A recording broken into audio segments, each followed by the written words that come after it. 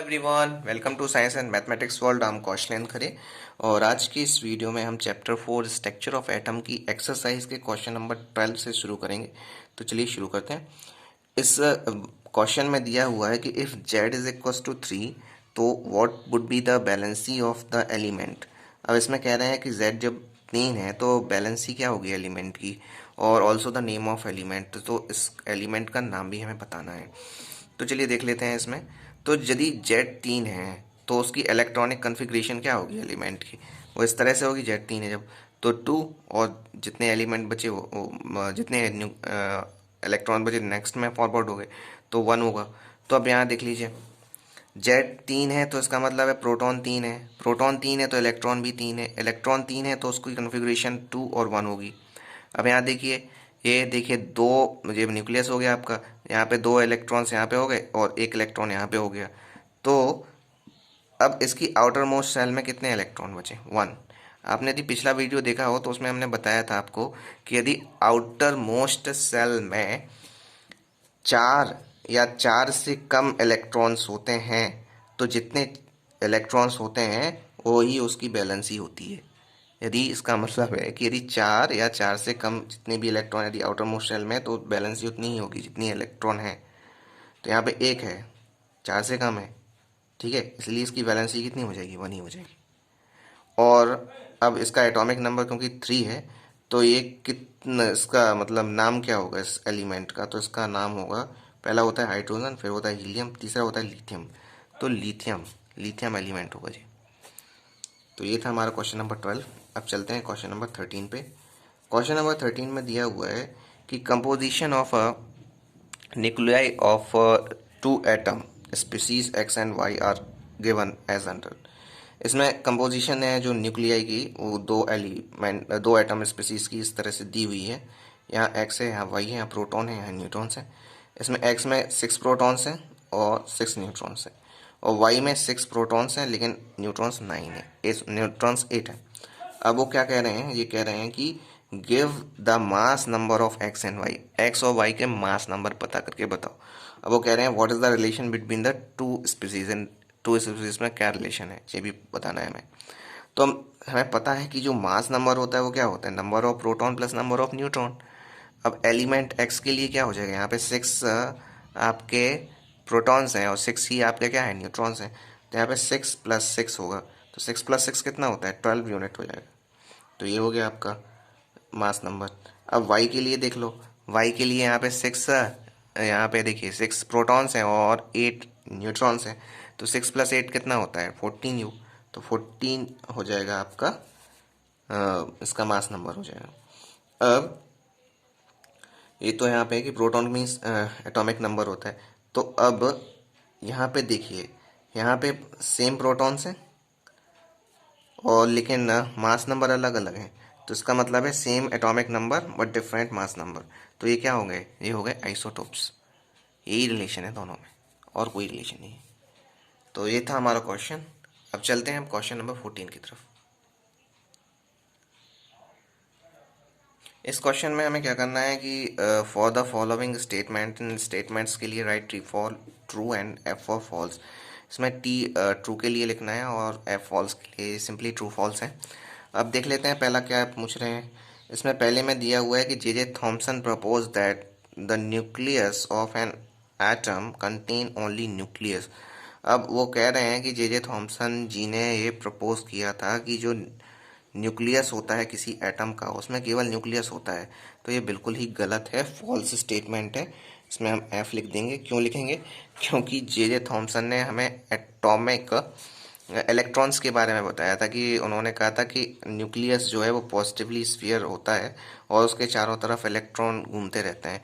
इनका model pudding model भी कहलाता है कि जैसे एक क्रिसमस पुडिंग में काजू किशमिश और ड्राई फ्रूट्स अंदर भरे होते हैं, वैसे ही न्यूक्लियस जो है वो एटम में न्यूक्लियस जो होता है वो पॉजिटिवली स्फीयर होता है और उसके चारों तरफ इलेक्ट्रॉन्स अबंडेंट होते हैं।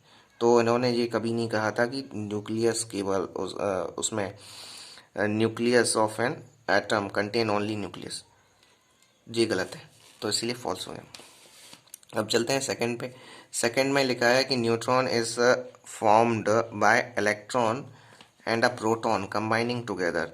अब वो कह रहे हैं न्यूट्रॉन जो है वो कैसे बनता है, उसमें इलेक्ट्रॉन और प्रोटॉन दोनों को कंबाइन करते हैं तो मिल जाता है, और therefore it is neutral, इसलिए ये न्यूट्रल होता है।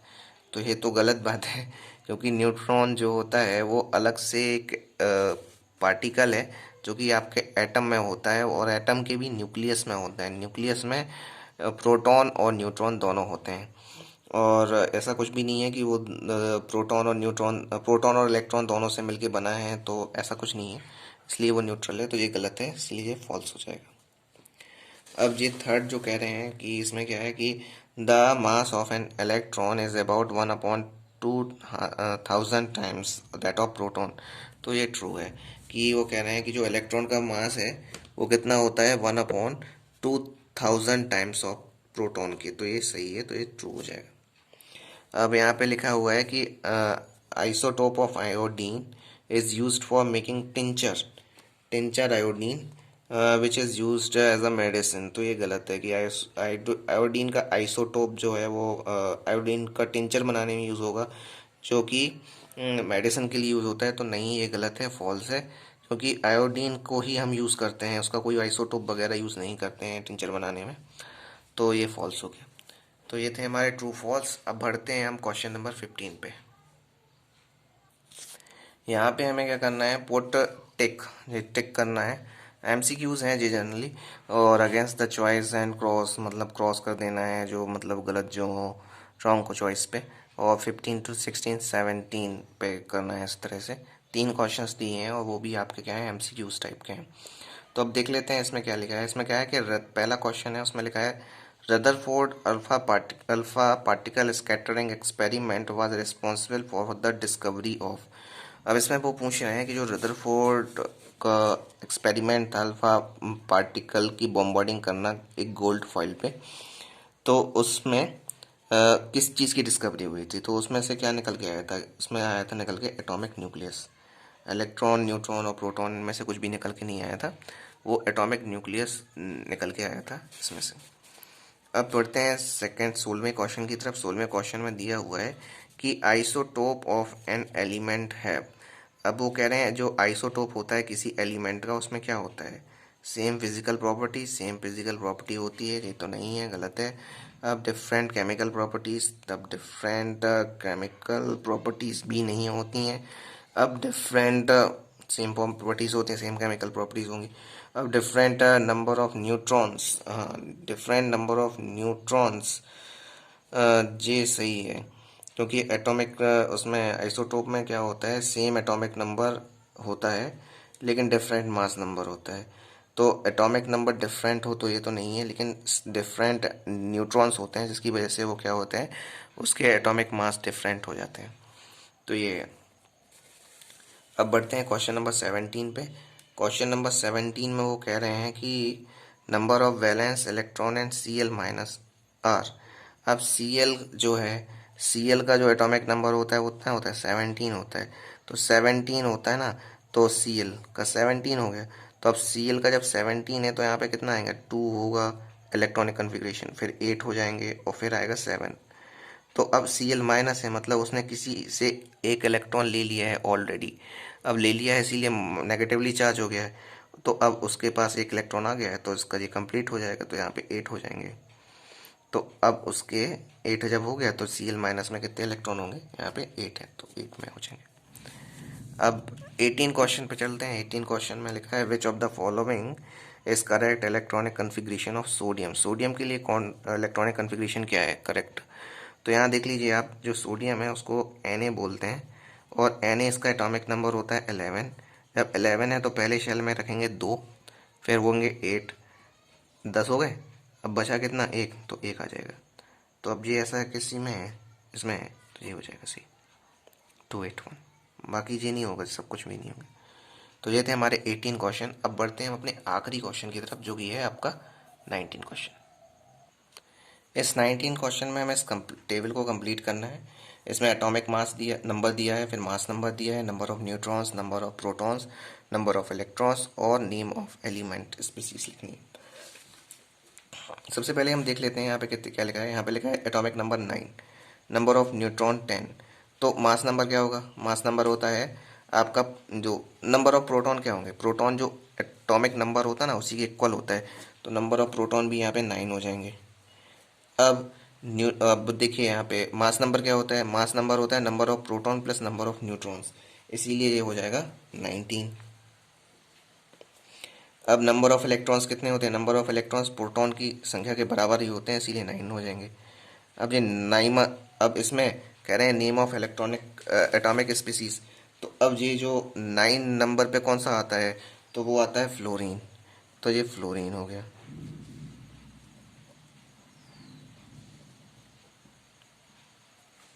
फ्लोरीन, अब इसका जो सिंबल होता है ना वो Fl होता है, नहीं केवल F होता है, F। अब देखिए यहाँ पे एटॉमिक नंबर कितना दिया है, 16 है, मास नंबर है 32। अब नंबर ऑफ न्यूट्रॉन्स कितने होंगे, तो एटॉमिक नंबर 16 है, तो यहाँ पे प्रोटॉन की नंबर भी कितनी होगी, 16 होगी। जब प्रोटॉन 16 है तो इलेक्ट्रॉन भी 16 ही हो गए, ठीक है। और ये सल्फर दिया हुआ है। अब न्यूट्रॉन्स कितने हैं, तो न्यूट्रॉन भी 16 हो जाएंगे, क्योंकि मास नंबर से आप ये प्रोटॉन को माइनस कर दो तो 32 में से 16 जाएगा तो 16 ही बचेगा, तो नंबर ऑफ न्यूट्रॉन भी 16 हो गए। अब देख लेते हैं यहाँ पे मास नंबर दिया है 24, प्रोटॉन दिए हैं कितने, 12। तो न्यूट्रॉन्स कितने होंगे, प्रोटॉन में से एटॉमिक मास में से प्रोटॉन माइनस कर दो तो न्यूट्रॉन हो जाएंगे। यहाँ पे 24 है, 24 में से 12 जाएगा तो 12 ही बचेगा। अब यहाँ पे 12 प्रोटॉन है तो 12 आपके इलेक्ट्रॉन भी होंगे। अब यहाँ पे एटॉमिक नंबर किसके इक्वल होता है, प्रोटॉन के इक्वल होता है, तो इसीलिए यहाँ पे 12 हो जाएगा।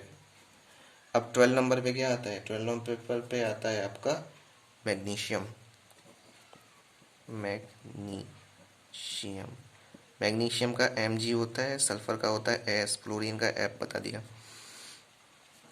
अब चलते हैं इस पर, तो इसमें यहाँ पे दिया हुआ है, यहाँ पे मास नंबर 2 है, नंबर ऑफ न्यूट्रॉन्स पता नहीं है, और प्रोटॉन्स 1 है, तो प्रोटॉन 1 है तो एटॉमिक नंबर 1 हो जाएगा। अब ये होगा 1 तो यहाँ पे इलेक्ट्रॉन भी 1 हो जाएगा, और न्यूट्रॉन्स कितने होंगे, 2 में से 1 जाएगा तो 1 आ जाएगा।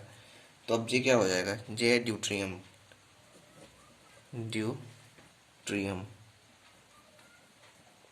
ड्यूट्रियम क्या है, तो ये आइसोटोप है आपके उसका सोडियम का, नहीं सॉरी, आइसोटोप है इसका, जो हाइड्रोजन होता है ना उसका आइसोटोप है ड्यूट्रियम।